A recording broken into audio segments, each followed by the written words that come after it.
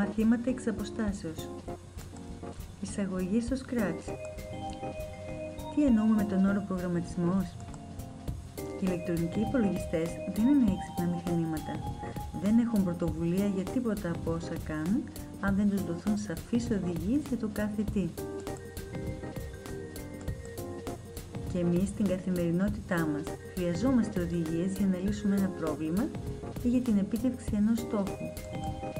Σκεφτείτε, για παράδειγμα, τις οδηγίες για την συναρμολόγηση ενός επίπλου ή μια συνταγή ενός κοκτέιλ.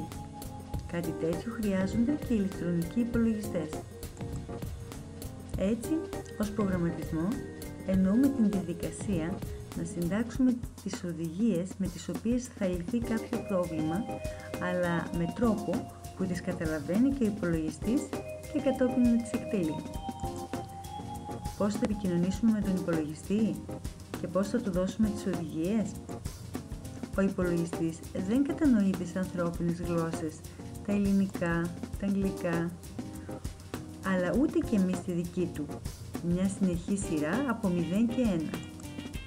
Για να επικοινωνήσουμε με τον υπολογιστή, χρειαζόμαστε έναν κοινό κώδικα επικοινωνίας. Αυτό το σκοπό επιτελούν οι γλώσσες προγραμματισμού και τα προγραμματιστικά περιβάλλοντα. Γλώσσες προγραμματισμού υπάρχουν πολλές. Δεν θα ασχοληθούμε με αυτές όμως τώρα. Στη συνέχεια θα γνωρίσουμε πιο καλά το Scratch.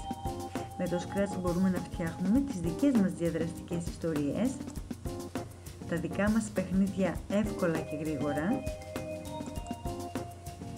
ενώ παράλληλα ερχόμαστε σε επαφή με τις βασικές αρχές του προγραμματισμού. Το διαδραστικό θέατρο ισούται από τους ηθοποιούς του, το σενάριο και την αλληλεπίδραση μεταξύ τους. Θα εντάξουμε τον προγραμματισμό σε διαφορετικά μαθήματα ως εργαλείο δημιουργίας εκπαιδευτικού υλικού. Για να ξεκινήσετε τα μαθήματα, είναι απαραίτητο να έχετε ενεργό λογαριασμό στο scratch.meet.edu. Για να αποκτήσετε, αν δεν έχετε ήδη, κάντε τα παρακάτω βήματα. Μπείτε στη διεύθυνση scratch.meet.edu, μπείτε στην διεύθυνση αυτή και επιλέξτε πάνω δεξιά εγγραφή. Συμπληρώστε τις φόρμες που ανοίγουν, επιθυμητό όνομα χρήστη, κωδικό πρόσβασης και τα υπόλοιπα στοιχεία που θα ζητηθούν. Είστε έτοιμοι να ξεκινήσετε.